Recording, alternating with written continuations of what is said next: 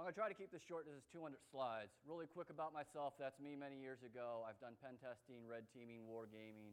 I have a different industry than some people. I've worked in retail or work in retail and finance.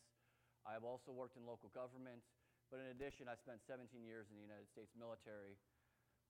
I started in computers many years ago on stuff like this, and then somehow ended up doing stuff like this. If you don't know what a corpsman is, especially a Marine corpsman, they're pretty much devil docs. They look kind of funny and they stand out, but you tell a Marine that they're about their doc, you'll see what happens.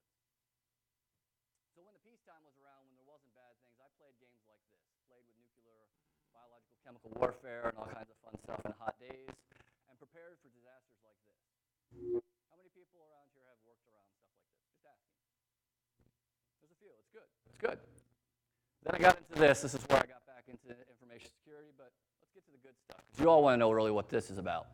I'm talking about shades of red.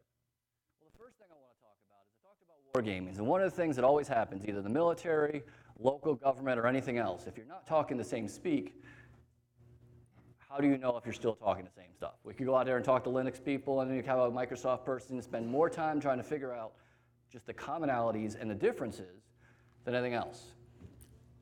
So as we dive into that, we'll talk about what a red team is and you want to hire one. Again, back to that level setting. We've got vulnerability scanning, we've got pen testing, we've got red teaming. Right here is probably where some people can get a little feelings, but I wanted to define this for this conversation as well as the people we work with. I heard Mojo talk about how many people know about pen testing. It's not a common thing. So we're going to break this down. We're going to talk a little bit about their skill sets and their advantages. Not saying any of this is not valuable, but they have their place. Vulnerability scanning is usually general to specialized, depending on what you're going back, remediating, troubleshooting that understanding. It's automated, you can do it across the enterprise, it's fast, but it's usually around an application or some type of software, and it's not going to do all the other things, and it's signature dependent, just like antivirus. It's what's been defined, there's no 0 day. We get a little bit deeper into the thing, we've got pen testing. Can be general, can also go into specialized areas. There are some people in here that have skill sets that I will not even touch. I will never say I'm an expert at anything. It's crossbred, it's got automation, it's got manual testing. It does do physical and human, as we've already talked about, social engineering, but it's not always that cause. The end result is really around information security. It's slow and low. The challenge is the scoping. A lot of times they want this done in 1 or 2 weeks. You have to learn a new environment, turn back around, and explain it to someone in 2 weeks. Very hard to do. And there are many well-defined industries out there have done this. If you're looking for, if you haven't done any of this, I definitely look up some of these. It's defined. Does not mean it's in a box, just means it's defined. Then we get into red teaming. Red team's a total different animal. This comes actually from the military. It comes back more from the Cold War, red versus blue, and actually having that fight. This is where they bring in everything. This is that full A team. This is orchestrated. This is not just one team. This could be a multiple aspects. They do electronic. They do including hardware and the physical, or the electronic and the I'll use that word so someone can drink cyber side, as well as the physical. They do human. They do engagement, social engineering. They will also do some things that risk appetites won't touch. They do adversarial modeling. They have to know what the adversary is to mimic that. They also do OP4, which is operational force, being that adversary and dressing up. It's done with manual validation if it's needed. It is flexible. It's very semper gumby. Always flexible. You have to figure stuff out. And it really goes around mission critical. You wouldn't do this across your whole enterprise because most people here either have the company itself, even if it's small to large, it's very hard to understand all of it. And challenges, we'll talk about a few of those. But if you wanted the Wikipedia thing, and if you're a teacher in here, that's the first thing you're going to say, don't go to that. Or if you want a different view, you can look at this gentleman here. And many people who have played those games, this is where most of that mentality came from, that red versus blue. His idea of red team and my idea would probably be different, but it's still red teaming. And for those who didn't know what the OP4, this is their shopping catalog. Basically, they pull all the armaments from other teams or other military forces, and they act like an Iraqi or Russia or whatever it is, and you go out and practice.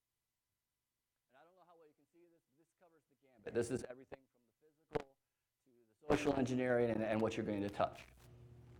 Making sure that when you get broken into, and all your stuff stolen, you're already prepared. But we also find haystacks. We find those things, not just the needles, but we also find those huge areas. Maybe that nexus of center of gravity that will take down that one application that's been sitting in the back end no one's paying attention to because you know what? It's running. It's an old mainframe. You take it down, guess what? You can't do your business. We also find those elephants. One other thing, I'll talk about this shortly. There's a little side off of it, depending on where you come from. Sandia National Labs, who do the red teaming of doing silos, they have 6 different versions of red teaming. One of them was wargaming. We'll just keep it simple for now. But we'll talk about that in a moment. So before you hire, now that we have an understanding of what vulnerability scanning is, what penetration testing is, what red teaming is, the question is, are you ready? Or are you not? I can't tell you that. I'm not going to tell you exactly what a red team is to make it defined. It's going to be what you need. However, you need to know thyself. Not really just anything else. You need to know exactly what your business does. If you have no idea what your business does, you're already failing. You also need to know where everything is, as well as where your controls are, and have them deployed. And yes, we've all seen this horrible thing. And we all know it's CIS speed. And it's Chuck Norris approved as well. But there's other things, other aspects that are technologically induced that fit into this, which wouldn't be information security, it'd be business security.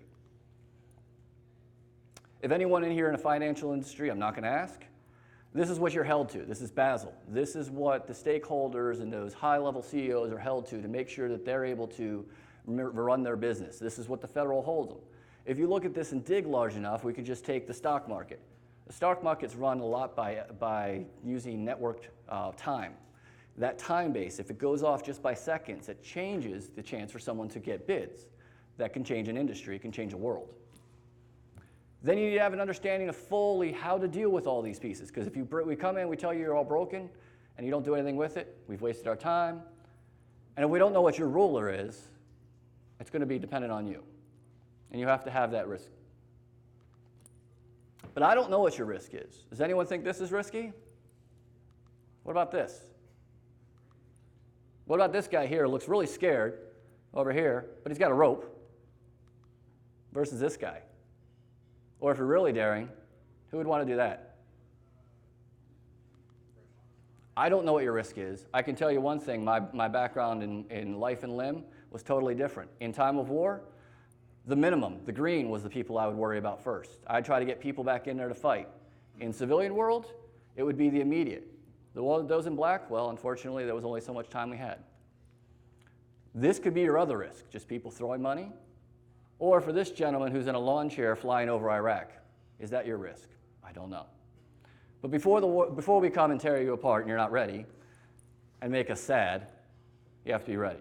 The other thing I want to talk about, as you can all see, a little bit older, I've been doing this for about 20 years. I grew up in this time frame where this was the cool technology. Nowadays, we can spend all day about to do this and look like this all day. I wonder what sound he's making. That's all I want to know. And as technology moves forward, who knows what's going to happen? I don't know if anyone's noticed this, but I'm also kind of another side of geek. It's kind of cool. So let's talk about a red team person. They're a little insane because they have to know a lot of things. They have to know what your business is. They have to know the technology, and the adversary in itself. We'll talk a little bit about the adversary part. You need to know what's that modus operandi. Why are they doing it? What's the cause? It's that why. This person's reason is different from these reasons. Taking in a little bit of psychology, this is Maslow's law. It will not go across the whole world, but it does illustrate a thing that here, at the very bottom, you have to worry about your survival. If you're in a survival situation, you're not going to be worried about how pretty you look. You're going to be worried about getting that food and those things. As well as you move up to this, there are certain triggers as a human that you have to do. Also back from the Cold War, there was a way to try to turn spies. What they used is they tried to figure out what were those triggers, and they put that as mice. So if you look down some of these crimes, it could be a combination of these, but if you look at it, you have the money, you have that necessity, back to that survival. What did you need to do? Why did you rob that bank, or why did you rob that liquor store because of whatever that cause is? The greed could be it. It could be you decide to do criminal causes because you want to be rich. As well as vices. It could be that you have something you're trying to cope with that you need that money. Same thing in in the ideology. This is that want, that feeling, that call to action. We've got patriotism. We've seen enough on the CNN and from either the uniform side or religious cultures, as well as we got Julian Assange, and the list goes on from there, and with the whistleblowing. And then we get into coercion. And when you start talking about coercion and blackmail, and particularly having an inside red team, that gets really scary. When you start talking about the possibility of someone coming in and kidnapping your kids in those areas, it's a hard conversation to have, but it's real, and it's been going on forever. Ego as well, same thing. It could be anything from curiosity, Morris worm. How many people are familiar with the Morris worm? Okay, 1986, the Computer Abuse Act was because of that. Morris worm was basically a curiosity to test out this worm that took down half the internet at the time. And you can map those to those people. What you're doing is you're now getting an understanding of why exactly they're doing this. Not just someone said, do a scope, I want to see if someone's vulnerable. What is their intent? Did you piss them off from the outside? Or is there something that you're doing that they have that's value? Then you take this a little bit deeper. You start looking at it, and we'll start at the top here. We look at the holistic time frame. To do a cross-site scripting may take seconds, but how long did it take you to find that? How long did it take you to validate that, to come up and craft that? Whatever that exploit is, that's a simple one. What if you want to do something more of a Jack Bauer? It takes that time period to do that, as well as is it repeatable? Then you start getting into finances and resources. How much money do you have? Is there a particular element or whatever is required to do that attack that is not local in your area and you have to go procure that, or someone has to build it? That takes that time. Your skill sets. You have to do a gap analysis of yourself. Where are you at now? What do you need to learn? As well as partnerships, collaborations, and leverage. It goes back to that partners. If you have more people joined into it, it's easier. Then you look at how they're actually doing it. If you're going to do China, look at what their paths are. What's their regular paths they use, their tools they use. And then there's always the great debate between the pirates and the ninja, but really what it illustrates is, do you want to keep that money or do you want to go to jail? Do you want to be covert or overt? And then how many adversaries do you want? Once you figure that out, it's very dynamic. So what you do is you spend most of the time trying to figure out what you've learned, what's your rules of engagement, what you've seen from OSINT or what you've engaged from what you've learned, and you keep making this decision over and over again. It's not simple, it just keeps going and going. In addition, every test you do, you rinse and repeat. You do this scientific methodology over and over. That's just the adversary side. Then we get to the business. We need to know what you do. What are your drivers? What is key to survival for you? Because that's the keys of the kingdom. We also need to know what's most important and what's least. Without having that, we could be, hey, here's a vulnerability, or here's exactly what we found as an exploit, and it means nothing to them. You wasted your time. You also need to know what's good or bad. And their worst case scenario. What keeps them up at night? So now we talked a lot about it, and some of the things of, if you're going to hire, here are some keys that you want to do, either if it's an external or internal. One, you make sure that they have clear objectives. They know what their scope is or not. First of all, it's also it can be very perceptive. If you do something you think you have the right get-out-of-jail-free card and it's interpreted the wrong way, you could be sitting in court. So there's part of that being played. You also need to focus on quality, not quantity. This isn't something you just spit them out. That's what the scannings are for. Pen testing can be done as well, depending on how flexible you make it. You need to accept that challenge and criticism. You need to learn, and learn. You also need to synergize and partner. Having that report sitting somewhere is not going to do anything. You have to figure out how to collaborate, how to educate and change that culture, and then be loyal to that red team. Having a lot of support for that red team will give you a lot of value and give you some intense stuff. And for those fellow red teamers, right tool, right skill, right job. Pay attention to detail. Remain humble, remain loyal. And that's key. If you build a red team and they're not ethical, you're going to have a larger risk. You've induced the risk. Plan, rehearse, synergize, and then give back to the community. The other thing I want to talk about is there are a number of people talking about, from the artist's perspective, red and blue makes the color purple. It does. But if you use a term from the military, it goes actually back to, this is the NSA, and we can use that word if we want or not, but this is really their OPSEC. This is operational security. And this is actually core to a lot of the criminals who do get caught because they don't look at certain things. As I understand it, and I'm not an expert on the Silk Road, but he was caught because his instant messenger closed while he was in a store. They could tell that that was the person who closed his laptop because he logged off, and that was his catch. He didn't know who was around him. He didn't make sure he covered his tracks. That, I think, is it. But I do think the synergy is important, as well as you've got to find that balance. If you tell too many secrets outside, or you're talking to your friend and saying, here's the vulnerabilities, who else is listening? And then you have a sad red teamer. The other thing I want to talk about is Semper Gumby. It's once you have this plan, it always changes. So now, going back to the war games perspective, we talked about this a little bit. Does anyone want to play a game? Because you all seem kind of tired. I've got the lucky of trying to wake you back up. And I hope this will illustrate why red teaming is important. But the first thing I will say is I'm not going to say who or what or bastardize anyone on this. This is an impact of it. But right now, this particular story has so many political stories, I'm not diving into it. And everything I gathered here is only from intel that was on the line. I don't have any other information. So today is November 24th. It's Thanksgiving time period. We're all freaking happy. Come on, be happy. Come on, wake up, people. You're thinking about your turkey, or if you're vegetarian, your tofu turkey. So you're standing around, you're getting ready, you're thinking about leaving. And you hear from this reporter there's some information about your company online. Well, this turkey that you were dreaming about has now turned to this. And now you're feeling like this. So the first thing you do is start working really hard to try to figure out what exactly it is, damage control. Well, and this is a great conference for this, all your Windows devices decide to lock up on this. And you just stare and do this. What do? Call the help desk. Well, they get to work. While you're stressed and you have nothing else to do, you go and decide, let's go hang out at the water cooler. Because you know what? Your machine's broken. You can't do anything. Then you hear about this. You start feeling like this, and you wish you would have did this. 2 days have gone past. You're starting to find out some information that's out there. Does anyone tell me this is good or bad? Does this feel good?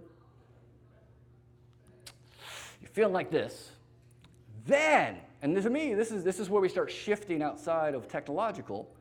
You've spent how much money on making these movies? Some of these movies have not even been released yet. Some of these are targeted for August of this year. Guess what? They're free. Free, I tell you. So you spend all that money and you're worried about your budget. You're not getting that back. And your boss is usually like this. You've got to work through Thanksgivings, more like this. And you want to do this. It continues. Start finding more information. It's getting worse. This is not even within your business. Now you're cascading outside of your business. Now you're affecting other people. And they're like this. In addition, all your social media is getting compromised. By this time, this is what you're really feeling like. Continues. The cavalry runs in, and you receive this email. I'm going to give you guys a time to read through these because this is important. Started talking about terabytes of information, really, right, was the biggest thing, and this is GOPD, and this is important in this case. More data is going out. Yay, this is what you're seeing. Ask your finance officers what they'll think about that. Ask regulatory is what they're going to feel about that. Yes. Continues. And to add salt to injury, here's your global security guidelines of exactly what to do and all the people who have took training and their addresses and their passwords. Again, you're starting to feel more and more like this. And then screenshots like this go up online. Again, what you can do pretty much with your network is this. Now wait, you start getting more emails, and this is where I think it changed. If you look, this is all Sony, but right here, They started going after something that changed. They went after your family. And when you do that, you play with hearts and minds. We all have certain things we talk about. Earlier, we had a conversation about social engineering and the emotions. But when you feel like this, what does your team do? There's nothing else you can do. In addition, for those hackers out there or those who like to keep their privacy, their network, which takes a lot of work for them to go through hotels to avoid paparazzi and all fanboys, have all been destroyed because it was there. Do you think they want to work with them? What about their employees? Here's copies of it with their signatures. Going back to more cascading ideas, here's their contracts that were cascaded out of it. And pretty much everybody else is pissed off at you as well. This is only a few days in. Continuing on, still GOPD. They're talking about the FBI. They started to get a little brazen in those areas. I'll give you a second to read through that. But they're still about more of Sony employees besides that one of the family. And they started talking about terrorism, so it's starting to escalate. This, to me, kind of threw a wrench in a question. These people showed up, and they wanted something totally different. Now, for me, and you could just take movies or any other story you want, why would you change your motive halfway through? And why would you add complexity of this going on? And I'm not going to discuss these people, which was a different attack, and if it was coordinated, it would make it even more interesting, but this was occurring at the same time. Continuing down the streak, more comes in. They get a Christmas gift or a potential Christmas gift. It never actually came. And then again, getting more into the hearts and minds. As you read through this, the world of fear, starting to call out 9/11, as well as saying if you live near these houses, you should move. This isn't a normal thing, nor am I saying everybody's. This isn't the fear and uncertainty and doubt. This is just really what happened. This is a good war game story. If you were going to tell a story to your CEO or a financial officer, there are impacts in here that they can see. So what did that happen? Well, all their contractors, all the people that push out your product said, you know what, hell no. Hell no. What did that force your business to do? This. They had to figure out a new way to push everything they've done, and they had to stop because of the life and limb injury. Which is weird, because I don't think I've ever would have said life and limb and technology together, but this builds into at least that impact, that threshold. So there's tons of Sony impacts. I'll talk about a few of them. Just to give you an idea, this is called attrition warfare. This is basically stopping someone from being able to work. This is basic Sun Tzu type stuff, and I don't know if you can read that, but that's how many servers. 3,000 computers and 800 servers. Is that a good day? In addition, while the attacks were still occurring, their Sony employees were suing them. Fast forward a few months. You know what? It's still coming. Now we're starting to talk into the cascading effects and indirect effects that most people have a challenge to talk about because it's hard to say it. We've tried the stock options or stock and said, oh, the stock's going to go down. Once in a while it does, but it's not really a good metric. But the legal fines and the simple fact that all these are still sitting out there now, continuing. I know you can find Seth Rogen's email, but has he changed it? How many other people that are not Sony employees have changed theirs? What other information's out there? What other attacks that have occurred? So if we do the adult friend finder, is there Sony attack people in there? Could you use that to blackmail someone at a later date? I don't know. In addition, it's also started to hit gender. And right now in day and age of female equality and as equality as everything else, this is impactful. This will weigh or sway your moneymakers, your big time people. In addition, so much, I live with my wife and my 17-year-old daughter. They read more of this. It wouldn't influence me, but I'm sure someone reads this magazine and this makes their decisions of how they look at the world. What about all those people who have been watching soap operas? It's just ironic that this year happens to be their 50-year anniversary. You spent all that time advertising and doing this for a number of years and potentially could have had that canceled. Change your customers, the people you care about. And then unfortunately, this lady here, the most worst picture they could ever find of her, and I feel really bad for her at this time. I can't condone what she did. If you haven't heard about this, she sent a nice little email to a friend about this person, which is really bad. But look where she sat before this incident. This is Forbes. She was one of the 100 most powerful women. She's been dropped. Ask your CEO if they wanted to be on Forbes. I bet they'd care. This person here, total different incident, but he feels horrible too. This actually happened to be a CEO who his company happened to have some type of foodborne pathogen. This is him in court. Not sure why this person's still there. That's a whole other thing of male and female. And I'm not here to say whether you believe Sony is real or not. It is a black swan event, I will guarantee. And if you don't know what a black swan is, it's that one-off. It's the rarity. It's like a 9/11. It could happen. When it happens, it's really bad. But what if one of these attacks? What if just the malware occurred? Or your doxing? This is coordinated. That's what I think also makes this more interesting is it wasn't just one attack vector, it was coordinated. To add to the complexity, this was only a few months ago, this was on 60 Minutes. This is the old view of what a cyber hacker was, as well as this and this. God. Actually, this is more of the truth. And there's another interesting factor in psychology. So basically what this is this represents what's called the 100th monkey. In Japan, there happened to be a bunch of scientists who were working with these particular species of monkeys, and they would feed them sweet potatoes. They learned that the older monkeys would just eat the potatoes with the sand on it, but a few younger ones would actually wash it off. They watched this culture for a while, and they documented. And what happened is they learned that as they started to grow up in the numbers up to 100 monkeys, more people started to accept it. And when they hit that pinnacle point, that tipping point, not only did they change here, they changed across the other islands without interaction, which was interesting. So if you put 100 monkeys, a bunch of monkeys together, eventually you'll get some kind of intelligent design. So what it's illustrating is once people learn how to do stuff, we'll use skating.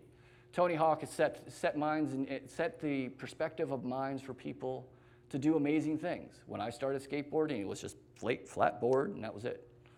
It just changed your mind. Once you see something happen, it changes it. But the other thing that's also added to it is tools are getting easier. Anyone know what this is? Anyone not know what this is? If you don't, this was part of the anonymous movement. What this basically did is gave everybody, including your grandmother, the ability to do a denial of service. Yeah. Absolutely not true.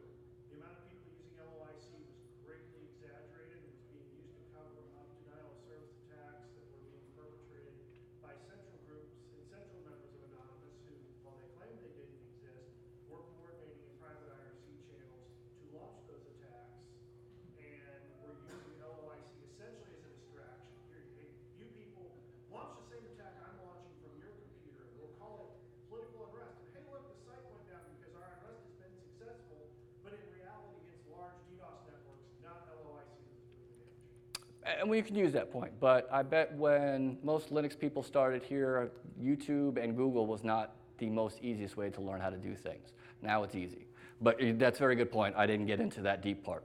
But the ease of use is there, is what I'm illustrating. What I'm also illustrating is, originally, if you went back, the cost for this ransomware was up. Now it's free. Now it's free. Which makes it a little hard. Again, free.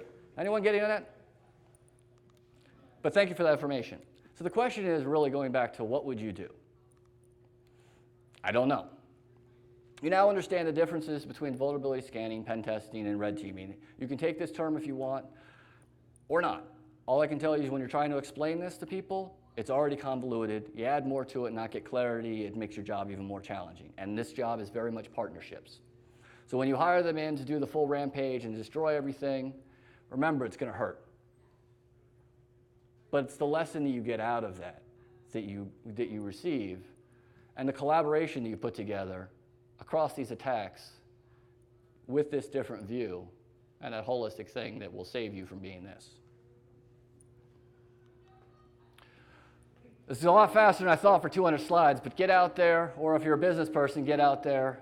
There's a number of great sites on there on red teaming itself. Some of them come from the physical sides exclusively, some come from the electronic side, some bring the human. You need to have that holistic view, be completely flexible, and thank you. Thank you also for BSides and for Self for having me here.